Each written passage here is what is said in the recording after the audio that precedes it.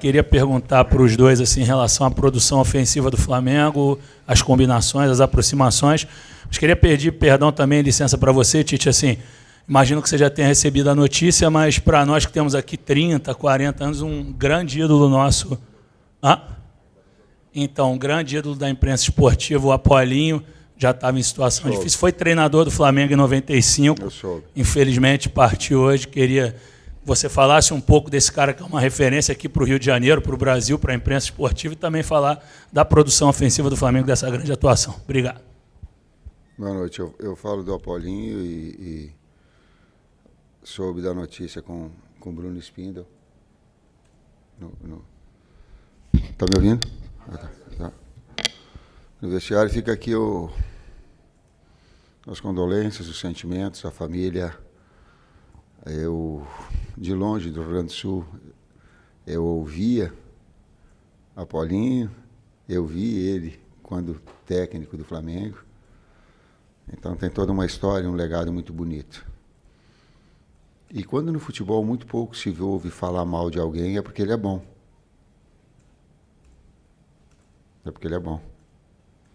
Então fica aqui o meu abraço à família toda e meus sentimentos, nossos sentimentos todos em relação ao Paulinho. Da produção ofensiva, Cebolinha pode falar e a equipe pode falar melhor do que eu aí. Boa noite.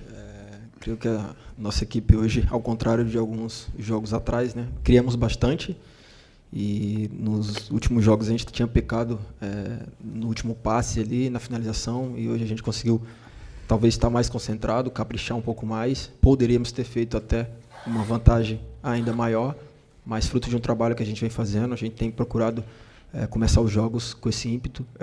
Foi assim contra o Corinthians, foi assim hoje, e isso transformou o jogo ficar fácil para nós, né? Nós transformamos o jogo fácil e a gente espera que nas próximas partidas a gente possa estar com esse mesmo espírito e essa mesma concentração. Boa noite, Tite. Boa noite, Cebolinha. Rodrigo Cerqueira, TV Globo. Tite vem uma segunda vitória consecutiva. A primeira foi um clássico contra o Corinthians e agora um jogo super decisivo na Libertadores. O Flamengo precisava vencer.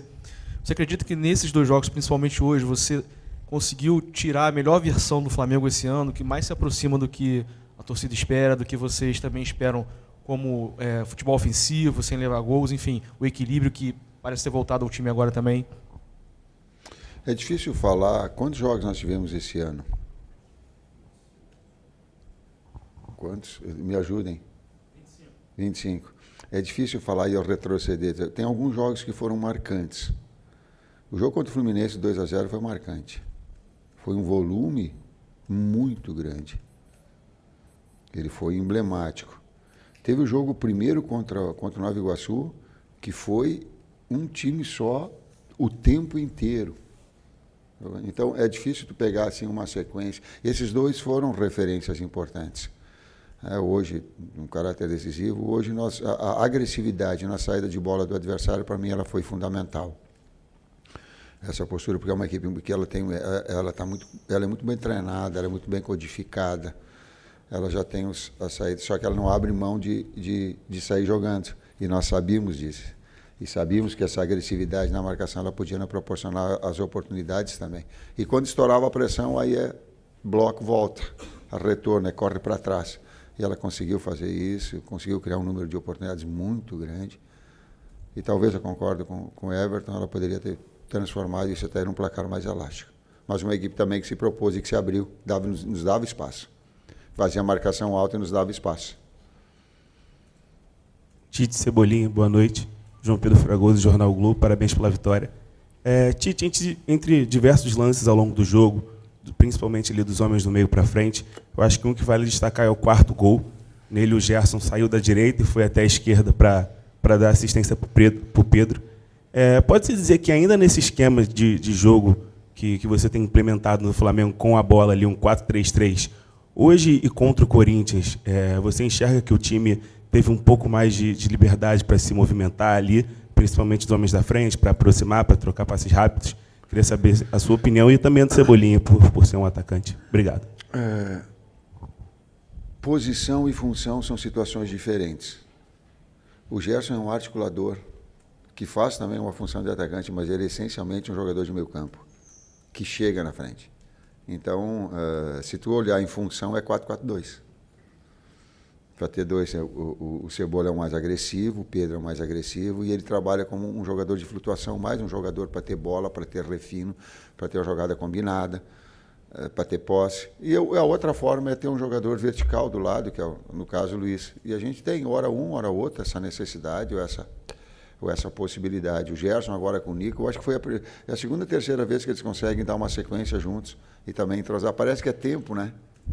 Nico por dentro e Gerson por fora, talvez seja o terceiro, quarto jogo. E essa engrenagem aí ela vai se moldando. É a primeira, talvez, com o Arrasca. Talvez não tenha tido com o Pulgar. Tu vê como é a importância, a equipe toda, daqui a pouco tem um tempo, a gente pensa assim, pô, já tem que jogar, já tem que produzir, já tem que... Ela vai encontrando os seus links, as suas formas de jogar. Eu acho que são a característica dos jogadores de frente ali proporciona isso, né? Um jogo de toque de bola, um jogo mais curto, né? São jogadores que têm essa capacidade de flutuar entre linhas, de trocar de posição entre si, e creio que por ter essa característica, o nosso jogo ficou um pouco mais aproximado, e facilita, obviamente, a gente sabe sempre ter um companheiro perto para dar apoio. Eu creio que hoje ficou a prova disso. Professor, boa noite. Guilherme Xavier da Trivela, parabéns pela vitória, você e o Everton também. Queria falar um pouco sobre a questão da paralisação do Campeonato Brasileiro. A CBF hoje anunciou que as rodadas 7 e 8 estarão adiadas. Isso, por um lado, pode ser bom para vocês, porque nesse momento o Flamengo já teve alguns jogadores desgastados aí, pode se recuperar, buscar um momento melhor, mas, por outro lado, o momento do Flamengo é interessante, vem de 2 vitórias seguidas, jogando bem. Vocês acham que essa paralisação é positiva ou negativa para o elenco? Eu não quero tocar nesse assunto, conscientemente não quero tocar, e a direção ela é externa. Eu só quero, é a primeira vez que eu vou me pronunciar de forma pública, todo o meu carinho, toda a minha solidariedade. Eu falei com o Roger e tenho falado com meus familiares, as pessoas não sabem a dimensão da tragédia que está acontecendo. É muito fácil a gente ficar aqui agora, quem vivencia e quem ouve os relatos das pessoas é uma coisa que eu não consigo imaginar, eu não consigo dimensionar. O que eu posso é com o meu carinho, com o meu auxílio, com a participação de todas as formas de ajuda, poder ajudar e ser solidário. Pois, desse aspecto, a direção ela fala. Everton Tite, boa noite. Parabéns pela vitória. Isaac Andrade, do Flavoz. Everton, primeiramente para você, quando do retorno do time, do último jogo da Libertadores, com a cobrança da torcida, o BH ele respondeu ao torcedor dizendo assim, vai melhorar, vai melhorar. Eu gostaria de saber de você, em nome dos jogadores, o que melhorou daquela cobrança para cá? E, Tite, na coletiva do técnico do Bolívar, ele mencionou muito a questão de que o time dele errou e que estava até perto de empatar. Eu gostaria que você pudesse falar o que o Flamengo acertou para merecer ganhar esse jogo hoje. Vocês têm toda a capacidade analítica. Teve um momento que o Bolívar foi perigoso, logo depois que a gente fez 1-0. Depois, se pegar os 80 minutos, teve uma supremacia. E talvez essa referência que ele tenha feito tenha sido nesse momento que a bola deu no pau. E o jogo dos diversos jogos teve 80 minutos, talvez, com domínio e controle nosso. Então, talvez, pegando só esse gancho, talvez ele tenha se referido a essa circunstância. A outra parte, eu não me lembro da pergunta. Acho que para mim, cara, acho que no último terço ofensivo, né? A gente criava bastante no jogo contra o Palestino. Foi assim, a gente criou, poderíamos ter feito 1-0, acabou que tomamos um gol lá de fora da área, que acontece. Poderíamos ter empatado também, infelizmente não conseguimos, mas como eu falei, talvez um pouco mais de concentração, um pouco mais de capricho, a gente conseguiu melhorar, e nesses últimos 2 jogos ficou bem nítido isso. Oi, Tite. Só um pouquinho, quando a gente fala, a gente tem que ter cuidado para não generalizar a torcida do Flamengo, né? Tu não quis te referir a quem esteve na frente do CT, né? Não era... Ah, não. Tá bom. Então, tá bom. Nem no aeroporto, aquele que fica hoje. Não, não. A torcida que nos cobra é aquela que nos tem no dia a dia e que a gente respeita de uma forma educada, do mesmo nível que o Flamengo merece. Não é esse? A gente não responde ou vai jogar em cima por causa disso. Não, não.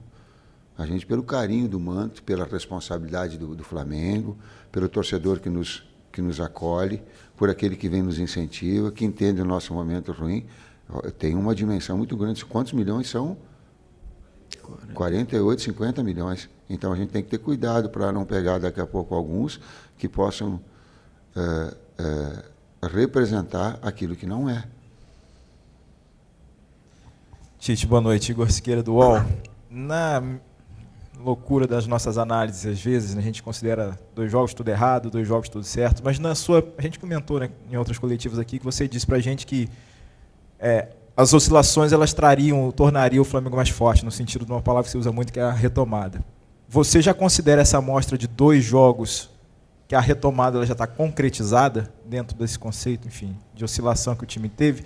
E se dentro dessa retomada, talvez não sei se você gostaria de individualizar tanto assim, o sujeito talvez mais importante do setor ofensivo é esse que está do seu lado, o Cebolinha hoje? Vou contextualizar assim em cima de nomes. Olha o campeonato, ele traz aí, nós ficamos sem a Arrascaeta voltando hoje, nós ficamos sem o Cebola, agora nós estamos sem o BH. Me ajudem. Gabi, Eric. Tu vê a importância, recuperamos o Alan. Então tu vê, sabe o quanto às vezes essas composições elas são importantes, tu deixar o atleta na sua melhor condição. A retomada ela é consistente nos 2 jogos, porém parcial e deva continuar crescendo.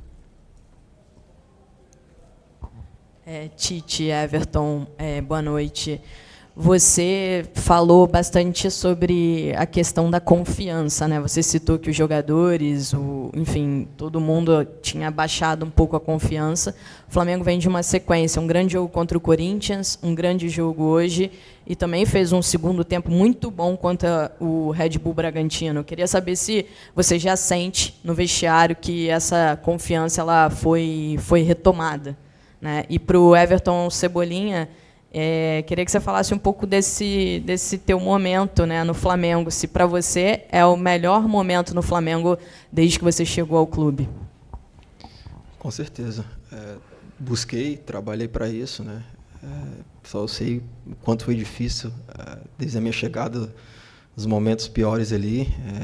Nunca murmurei, sempre procurei trabalhar com seriedade, por mais difícil que fosse, porque eu sabia que só com o trabalho as coisas poderiam melhorar, né? E com a chegada desse cara aqui, que eu tenho um carinho enorme, né? Já tinha trabalhado um bom tempo com ele, pôde me dar a confiança que eu precisava. Talvez fosse só isso que eu precisava e, graças a Deus, eu consegui dar a volta por cima e hoje estou vivendo um momento muito especial com essa camisa. Eu não dei confiança para ele, eu só falei para ele o seguinte, 50% para dar o passe, 50% para ir para gol, vai para gol. Foi eu. Tite, boa noite. Fernando Silva. Vou fugir um pouquinho do jogo de hoje. Eu sei que é difícil falar um pouco do futuro, mas o Flamengo hoje ele consegue ter nomes de importância no banco. Você tem o Eric que está machucado, você tem o Alan. Vai ter a Copa América já agora em julho e provavelmente o Campeonato Brasileiro não vai parar, tendo jogos certinhos. E o Flamengo perde pelo menos 4 a 5 titulares. Você já tem planejado alguma coisa para esse período, onde vai ter pelo menos, acho que 7, 8 rodadas de Campeonato Brasileiro? Claro que a gente faz um planejamento a curto, médio e longo prazo. Mas o meu é a curto prazo. Eu tenho que ficar pensando no próximo jogo, na recuperação dos atletas, na quantificação de carga. Por exemplo, nós estamos fazendo agora, planejando a distribuição de carga e o planejamento todo durante a semana até o próximo jogo contra o Amazonas lá. Porque nós sabíamos dessa informação, o Bruno tinha passado, o Luiz tinha passado conosco, e a gente estava organizando, porque Porque o futebol ele é um atleta de alto nível, tu tem que ter um tempo de recuperação.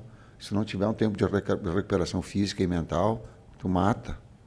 Vai estourar outro tendão, vai estourar outra coxa. Hoje o Nico, quando botou a mão na perna, duas, eu só olhava para o doutor e digo, olha lá, sabe, para a gente ter essa condição. Não tenho ainda, só tenho para o jogo, até o meu planejamento até o jogo contra o Amazonas. Só.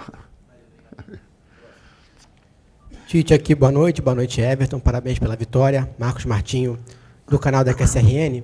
Tite, eu queria que você falasse um pouco sobre a pressão que o Flamengo realizou na construção inicial adversária, né, especialmente no primeiro tempo. O Flamengo teve um número de roubadas de bola no campo ofensivo significativo. E o quanto essa marcação-pressão, essa pressão alta contribuiu para a vitória, especificamente? Foi decisivo. E não só a marcação com atitude, ela era agressiva, leal. No 4-1-3-2, ela estabelecia e ela fazia uma alçada do Nico, central, quando era com 13, ele fazia essa, para induzir os dois externos, porque quando essa bola batia no lateral, eles já estavam agressivos para cortar a linha de passe, fazendo com que o adversário arriscasse um passe central, e aí estourava no terceiro momento, estourava uma pressão e nós criávamos oportunidade, porque a equipe adversária ela é treinada e aposta nisso, e nós sabíamos também, estrategicamente, que ia ser assim. Fundamental foi. Boa noite, Tite. Boa noite, Cebola. Canal Bruno Castanha. Você falou, a gente vem falando desde o jogo contra o Corinthians aqui, do jogo mais associativo, mais próximo, o Cebola fala bastante isso. E foram 2 jogos com o Maracanã lotado, o Flamengo se impondo e fazendo 2 grandes atuações. E fora de casa, a tendência é continuar o Flamengo marcando alto, pressionando, propondo o jogo também longe da sua torcida do Maracanã? Obrigado. Se tu pegar como é que a gente pega uma ideia de uma equipe? É quando dá o tiro de meta para ver se ela volta ou se ela fica lá. Nós, em todos os 40 jogos que nós estamos aqui, quando que eu pedi para nós, ou nós treinamos para marcar média?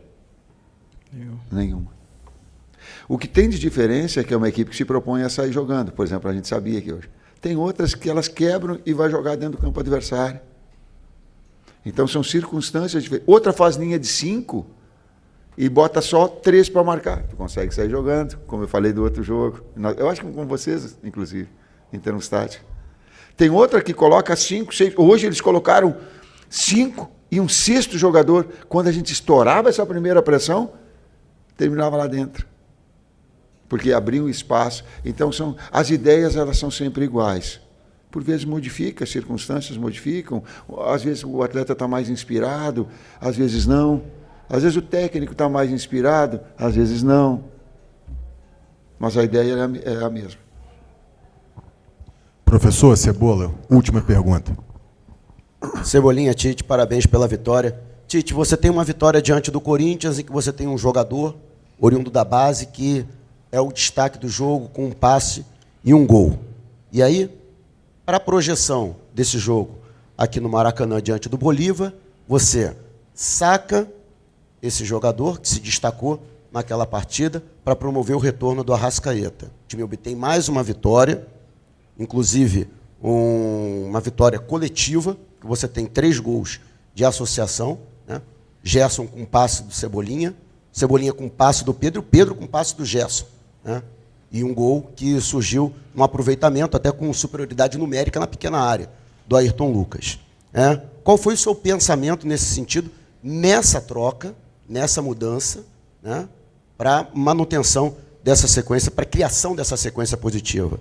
E, Cebolinha, até que ponto essa vitória, da maneira como ela acontece, ela é um alívio para os jogadores, para o Flamengo, em um grupo em que o Flamengo começa nesse grupo como favorito, esse favoritismo gera uma expectativa que se tornou uma cobrança com resultados adversos e que o Flamengo retorna a uma condição de favoritismo, dependendo apenas de si, para a última rodada obter a classificação para as oitavas. Obrigado.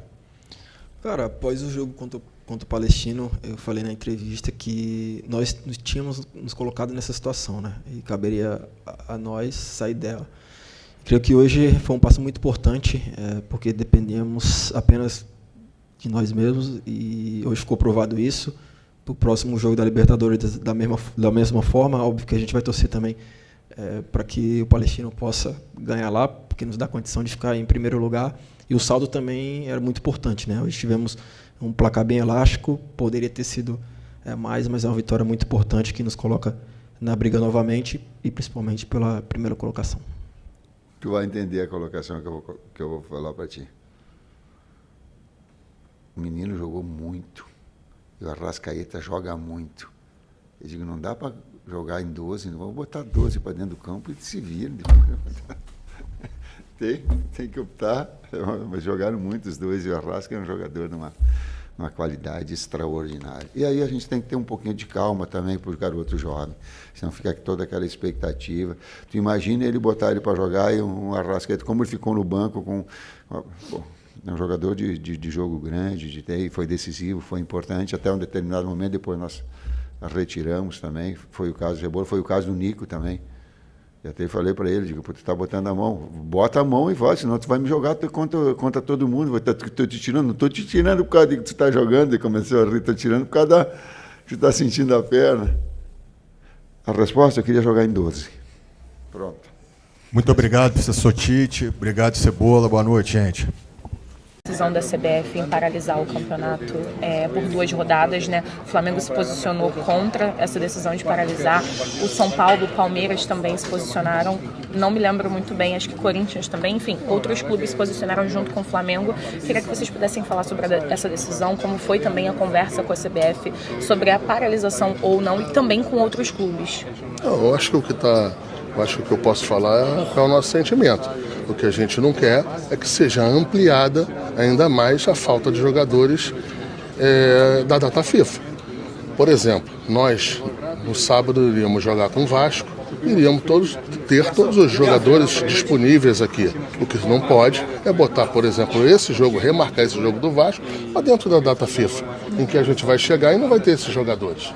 Então, assim, o que a gente espera da CBF, em relação pelo menos a Flamengo, é que não seja ampliada essa falta de isonomia que eu acho que já está tendo no Campeonato Brasileiro. Marcos, ainda falando sobre essa situação do Rio Grande do Sul, o Flamengo ofereceu, né, as estruturas do CT Ninho do Urubu para Grêmio, Inter, Juventude. Algum clube já demonstrou interesse em talvez usar as estruturas que o Flamengo ofereceu? A gente sabe que o Grêmio parece que vai treinar no CT do Corinthians, o Inter e Juventude chegaram a falar alguma coisa com vocês? Não, a gente ainda não tem nenhuma notícia sobre o possível requerimento de algum clube gaúcho. A gente não tem, a gente colocou à disposição para que fizesse os ajustes possíveis, mas a gente não tem nenhuma resposta em relação a isso. E como é que foi essa conversa? Vocês chegaram a conversar com algum outro clube, com os clubes inclusive aqui, por exemplo, que vocês têm um contato mais próximo com o Fluminense, tem o consórcio, enfim, e dá para ver também que vocês têm uma relação próxima ali com o Mário Bittencourt. Vocês conversaram sobre a posição do Flamengo, tentando trazer o ponto do Flamengo e também dos clubes que estavam do lado de vocês? Não, o que acontecia é que a gente estava esperando essa reunião do dia 27 para ter alguma posição em relação ao campeonato. E isso aí foi feito de uma maneira diferente e foi comunicado ao clube. Eu estava dentro do ônibus, vindo para o estádio com os jogadores, quando a gente teve a notícia.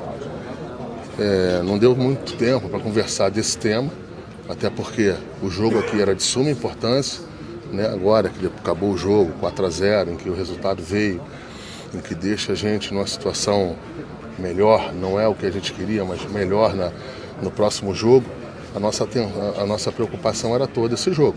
Agora, hoje à noite, amanhã, a gente vai começar a analisar para ver qual é o impacto disso. Mas o mais importante é dizer é o que a gente espera, que a CBF não vá colocar ainda mais jogos do Flamengo dentro da data FIFA. Aumentar de 9 jogos a 12, 13, 14 jogos, em que você não possa contar com 4 titulares, 3 titulares, não sou eu que escalo o time, mas se você vê o histórico dos times que entram em campo do Flamengo é esse. Então, eu espero que a gente não passe de 9 para 12, 13, 14 jogos. Na minha concepção já tem uma falta de isonomia quando isso acontece, Espero que isso não seja ampliado. E a Copa do Brasil, Marcos? Está normal.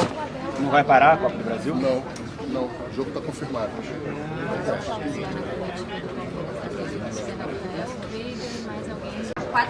O Flamengo tem 4 ou 5 jogadores nessa pré-lista.